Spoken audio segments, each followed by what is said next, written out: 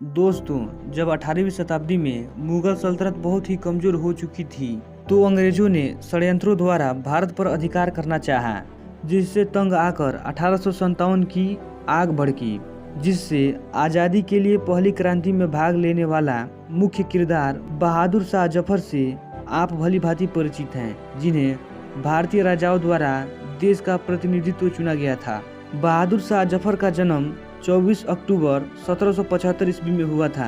इनके पिता अकबर शाह द्वितीय और माता लाल बाई थी। पिता की मृत्यु के बाद जफर 28 सितंबर 1837 को मुगल बादशाह बने। उन दिनों सल्तनत बहुत ही कमजोर हो गई थी। तो चलिए इनके अंतिम समय पर चर्चा करते हैं। इन्होंने अंग्रेजों के खिलाफ आंदोलन में सभी स्वतंत्रता सेनानियों का प्रतिनिधित्व किया, जिनमें इनके परिवार ने आज़ादी की भारी कीमत चुकाई। आंदोलन के शुरुआत में देश के सभी राजाओं ने उनका साथ दिया, लेकिन अंग्रेजों ने बारी बारी सभी राजाओं का ईंट से ईंट बजाना शुरू कर दिया।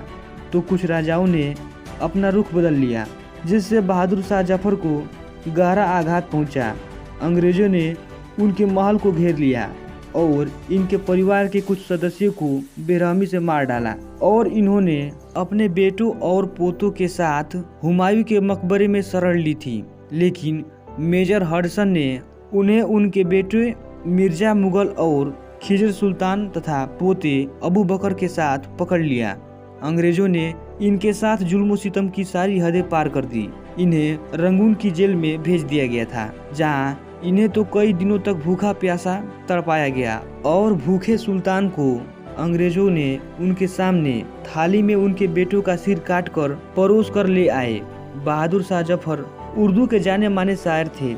गिरफ्तारी के दौरान मेजर हडसन ने ताना मारा था, दम दमे में दम नहीं, अब खैर मांगो जान की। ए जफर, ठंडी हुई अब तेग हिंदुस्तान की। इस पर जफर ने कहा कि गाजियों में बू रहेगी जब तलक ईमान की, तख्त लंदन तक चलेगी तेग हिंदुस्तान की।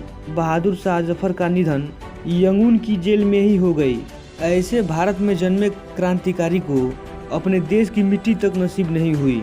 आज भी उन्हें शहीदों की श्रेणी में अव्वल दर्जा दिया जाता है। उन्हें यंगून में ही दफना दिया गया।